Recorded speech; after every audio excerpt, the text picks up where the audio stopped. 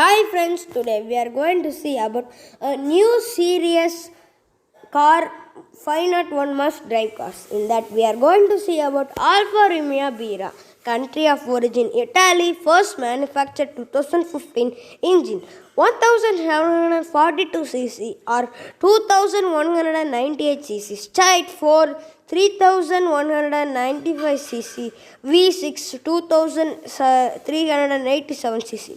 Straight 5 diesel performance with 3.2 liter 1 engine, top speed of 155 mph, 250 km per hour, 0 to 60 mph, 97 km per hour in 7 seconds. You should know a convertible 2-seater spider cab version of Brera was launched in 2006.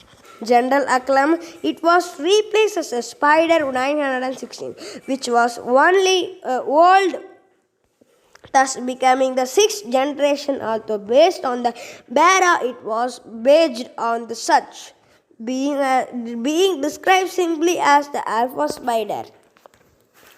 Thank you.